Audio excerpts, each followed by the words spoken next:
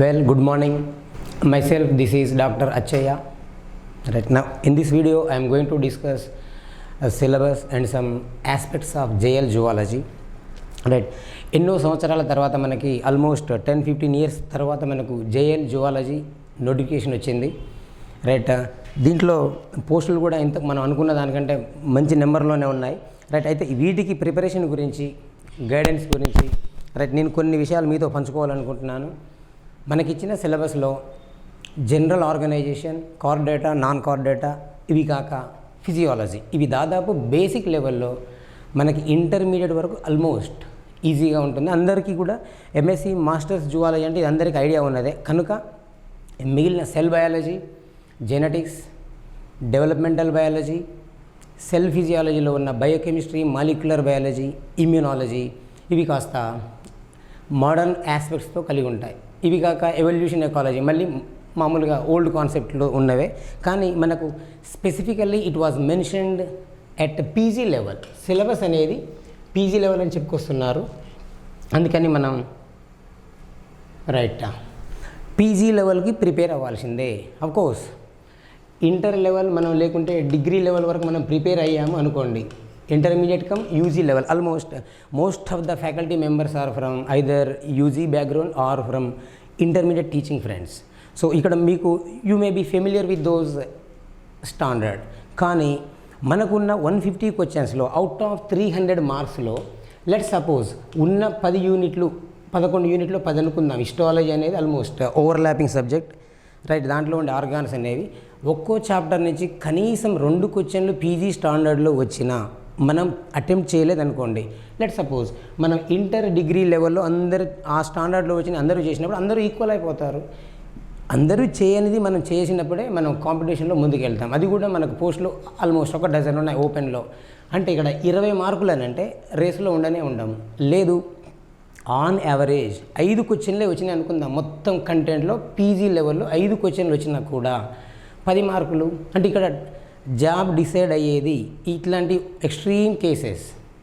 అందుకని ఇక్కడ మనకు సిలబస్లో పీజీ లెవెల్ అని మెన్షన్ చేశాడు గనక 100% అబ్సల్యూట్గా మనం పీజీ లెవెల్ వరకు ప్రిపేర్ అవ్వాల్సిందే. లేదు అని అనుకోండి, right we may be out of race. ఇప్పుడున్న పరిస్థితులు కాంపిటీషన్ అలాగే ఉన్నది. మోర్ ఓవర్ జేఎల్ అనేది అన్నిటికంటే గ్లామరస్ పోస్ట్ ఇన్ టీచింగ్. అంతకంటే ఇంకా ఇప్పుడు మనం ఉన్న మార్కెట్లో చూస్తున్నాం కదండి, దీన్ని మించిన పోస్ట్ లేదు టీచింగ్కి. అఫ్కోర్స్ యూనివర్సిటీ, డిగ్రీ కాలేజ్ ఎలాగో ఉంటాయి. అయితే నేను కూడా ఏమనుకుంటున్నానంటే మనకి క్లాసికల్ ఈ car data, non car data, general concepts, physiology right చాలామందికి తెలిసినే కనుక నేను కూడా ఏమనుకున్నానంటే ఈ మోడర్న్ ఏరియాస్లో 1 or 2 శాంపుల్ వీడియోస్ లాగా పెడదామనుకున్నాను. ఎందుకంటే చాలామంది ఫ్రెండ్స్ ఇంటరాక్ట్ అయినప్పుడు ఏం చెప్పారనంటే మేబీ ఇవి కాస్త క్లిష్టమైనవి మోడర్న్ ఏరియా కనుక రైట్ అలాంటి వాటిల్లో 1-2 డెమో వీడియోస్ లాగా పెడితే బాగుంటుందన్న అభిప్రాయంతో వచ్చారు. రైట్ దానికోసమని నేను కూడా cell biology, genetics, molecular biology, developmental biology, immunology, biochemistry ఈ ఏరియాస్ నుంచి నేను కొన్ని వీడియోస్ చేయాలనుకుంటున్నాను. రైట్ అంటే అది మొత్తం కాన్సెప్ట్ కాకుండా రైట్ బ్రీఫ్గా ఏదో ఒక టాపిక్ తీసుకొని దాంతోపాటు ప్రీవియస్ ఎగ్జామ్స్ లోపల వచ్చిన క్వశ్చన్స్, అంటే అది మేబీ జేఎల్ కావచ్చు, లేకుంటే ఫారెస్ట్ కన్జర్వేటర్ కావచ్చు, డిగ్రీ లెక్చరర్ కావచ్చు, సబ్జెక్ట్ ఎప్పుడైనా ఏ ఎగ్జామ్ అయినా కూడా సబ్జెక్ట్ అనేది మారదు. మేబీ ఇప్పుడు సబ్జెక్ట్ అనేది కోర్ ఏరియా అక్కడ కనుకే ఉంటుంది కనుక రైట్ మనం కూడా అది ఏ సబ్జెక్టు ఏ ఎగ్జామ్ అనే దాంతో నిమిత్తం లేకుండా up to PG level prepare కావాలి. ఇంకొకటి ఈ మధ్యన మనం చూస్తున్నాం టీఎస్పీఎస్సీలో క్వశ్చనింగ్ ప్యాటర్న్ అనేది డ్రాస్టికల్లీ చేంజ్ అయింది. Right almost all the questioning pattern has drastically change. మనం ఈ మధ్యన మీరు చూసి వినుంటారు గ్రూప్స్లో కానీ ఎస్ఐ కానిస్టేబుల్ ఎగ్జామ్స్లో కానీ ఈ మధ్యన వచ్చిన జనరల్ స్టడీస్ పేపర్లో మ్యాచింగ్ టైప్ ఆఫ్ క్వశ్చన్స్ అడిగారు.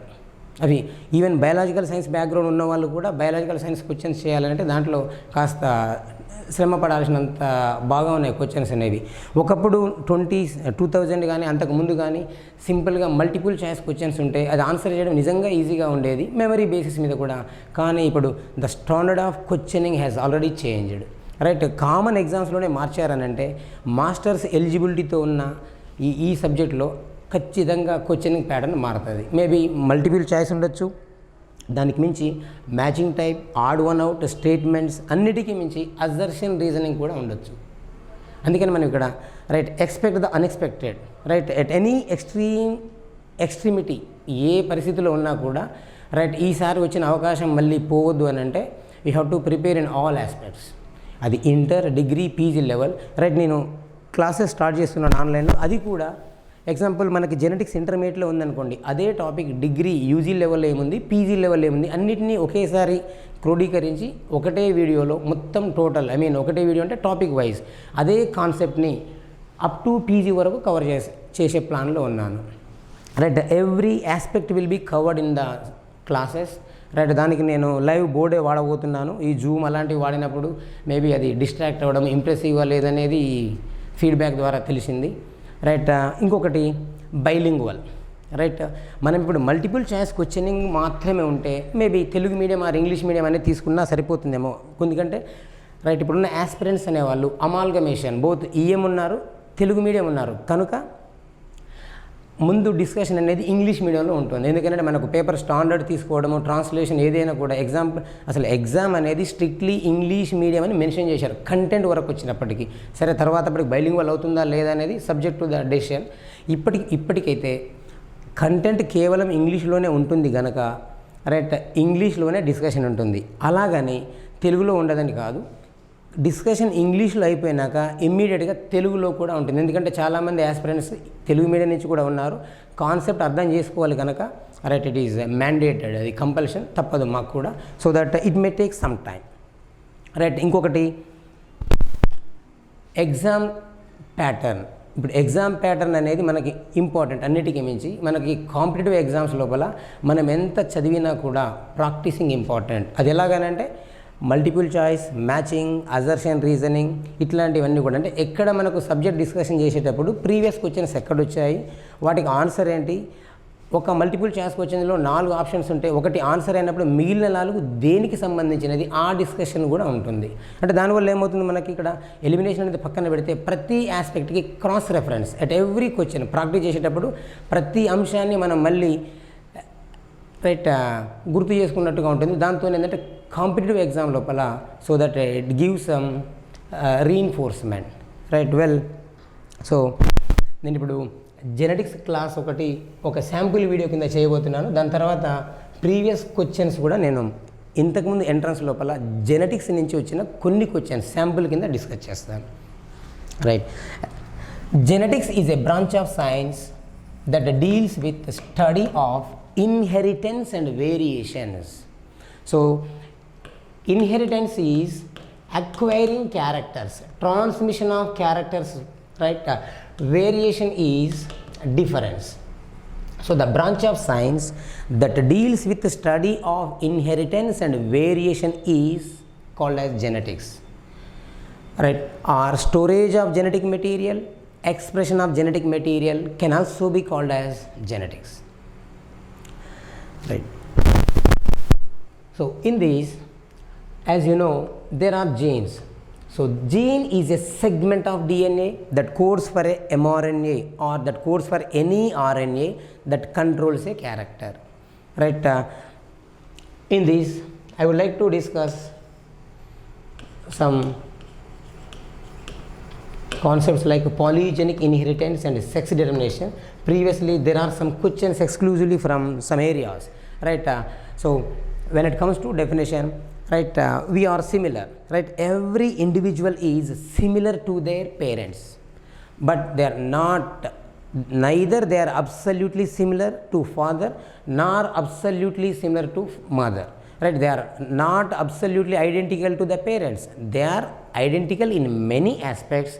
However, they differ from their parents in many aspects. Even they differ from their siblings also. They are not absolutely identical to brother or sister.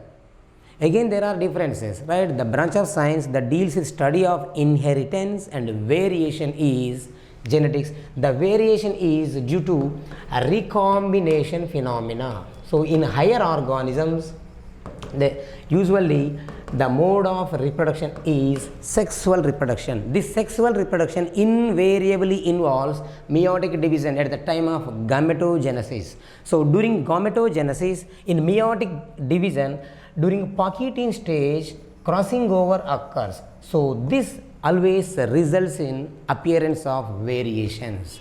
So the characters that were not there in the ancestors would appear in progeny. So this is called as variation. So as I said, usually according to classical concept, one gene regulates one character. For example, according to Mendel, right, the plant height is controlled by some gene like T. But remember, later it was discovered that there are some genes that regulates more than one character. Let's suppose in case of pleiotropism, a single gene regulates more than one character. That is called as pleiotropism. In one tissue, the gene may code for one product or protein. It regulates one character. In other tissue, the same gene codes for some other character.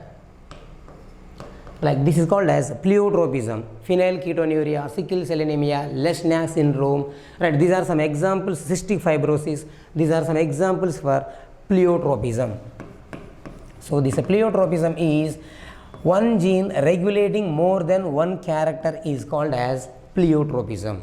Then there are some characters where many genes regulates a single character. Let's suppose gene 1, 2, 3, etc. So many genes regulates a single character. This is called as polygenic inheritance. So polygenes, many genes, they are involved in regulation of one character. This is called as a polygenic inheritance. Example, plant height, height of the plant, fruit size, seed size, endosperm, primary endosperm,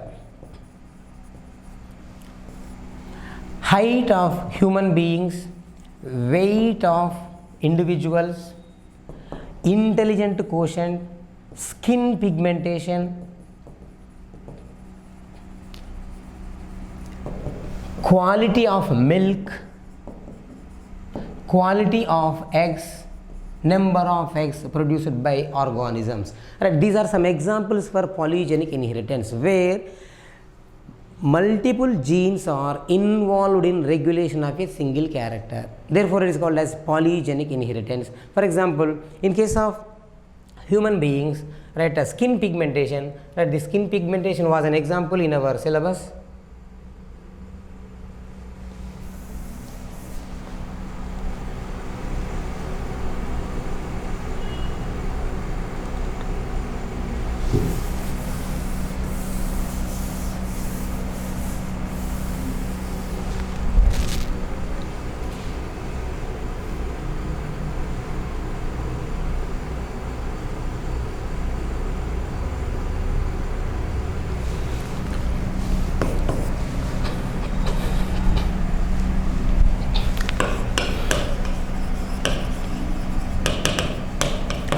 Polygenic inheritance, right, it was discovered that there are three genes that codes for skin pigmentation. They were namely A, B, C.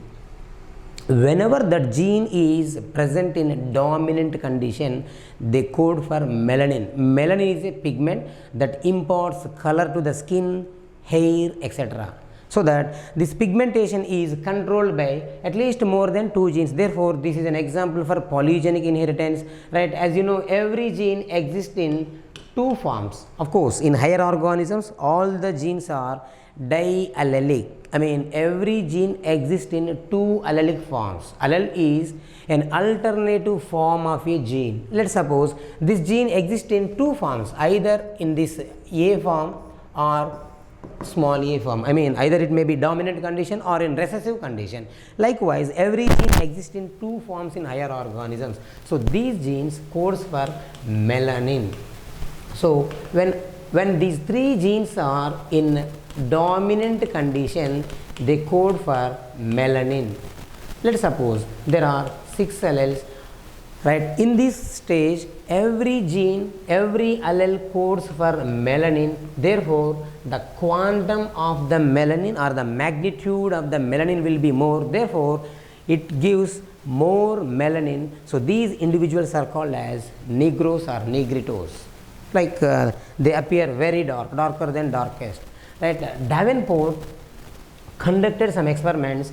Right? He conducted, there was an experiment in between a Negro person and a mulatto person, an albino person, I may pardon. A, B, C. Right. So as a result of that, he obtained mulattoes. Right. This is in heterozygous condition. So every gene codes for melanin when it is in dominant condition. When the gene is present in recessive nature, it codes for no melanin pigment. Therefore, their presence makes no difference. Right? As long as the gene is present in dominant condition, then only it codes for melanin pigment. For example, in this case, this uppercase here, this gene, this allele codes for melanin. When it comes to this allele, it codes for no melanin at all. Therefore, its presence makes no difference. Therefore, these genes are called as neutral genes. It means their presence makes no difference. Right? When they are present in recessive nature, they code for no melanin. Therefore, there is no difference at all. This is an example for neutral gene. Right? As a result of these, right, he obtained mulattoes ante chamana chaya. Right? The number of possible gametes. Right? There are many formulas in genetics. Right? We can employ to deduce the answers. Right? The number of possible gametes is 2 power n. So in this case, right, there are A, B, C. Therefore, 2 power 3 means 8. So it comes around 8. The total number of individuals, right, you can calculate the total number of progeny or individuals again by 2 power n. So it comes around 2 power 8 means 64. Right. So right, as a result of these, for example, the possible gametes are A, right,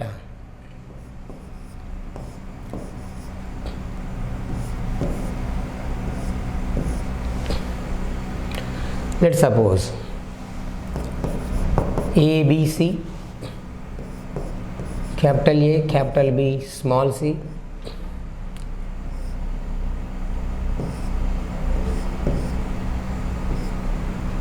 capital A, small b, capital C, capital A, capital B, small c. Similarly, in other combination,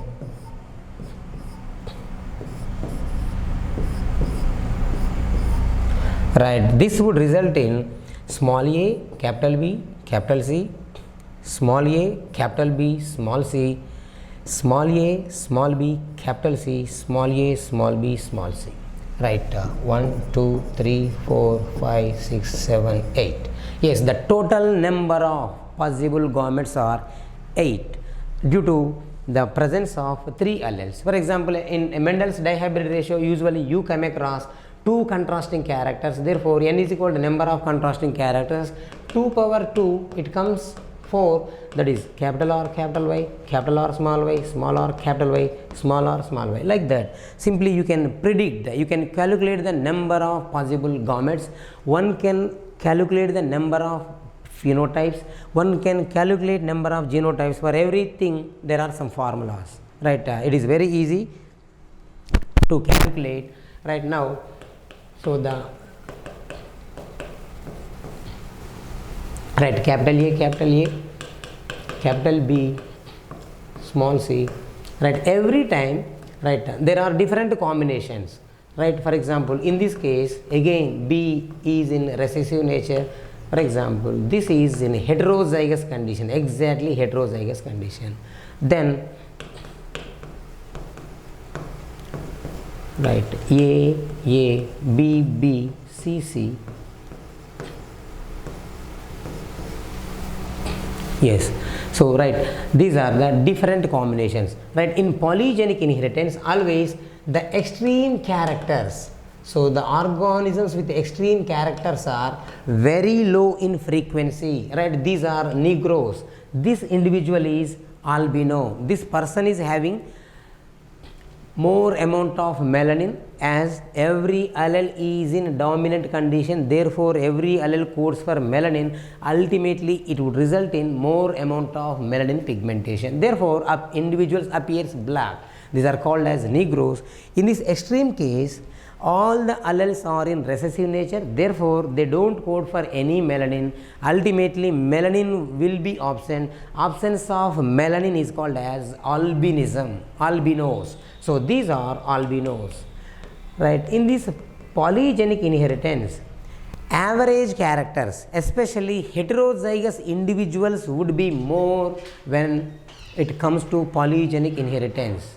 These are the proportion of individuals in these cross, right? Individuals with this genotypic combination 1, these are Negroes, these are albinos. In between there are different individuals with average characters. I mean, every time heterozygosity increased, right? In this case, this is to the fullest. Therefore, in polygenic inheritance, always heterozygous individuals would be more, right? This is an example, right? When you sum up all these, it comes around 64. Already in last slide I told you, right? The possible number of phenotypes, the possible number of total individuals are 64, as the gametes are 2 power 8, so that this comes around 64. So in this case of polygenic inheritance, right, always remember the graph would be like this. It would be in bell shaped. These are the extreme cases, either albinism or, for example, this is a Negro, this one is albino, this is heterozygous, right? 1, 15, 1, 6, 15, 20, again 15, 6, 1. So that in this polygenic inheritance, the distribution, just by observing the data, you can directly go for the answer, or it may be like this, right? 1, 6, 15, 20, then 15, 6, 1, or 1, 4, 6, 4, 1, right? Depends on. So just by observing the data, you can directly go for the answer, or always it would be in bell shaped curve. Average characters would be more in case of polygenic inheritance. This is also called as quantitative trait, additive effect. This was a previous question, because every gene itself adds to the phenotypic character, so that presence of a gene always codes for a gene when it is codes for a character when it is present in a dominant condition, thereby it adds to the original character. Therefore this is called as additive effect. This can also be called as quantitative character. Quantitative means that can be measurable. So every gene contributes for some product, therefore, right, all genes contributes, so thereby its proportion increases. This is called as quantitative inheritance. Kurtosis, right? These are also called as metric characters. I mean, that can be measurable. So this is an example for polygenic inheritance, right? One more is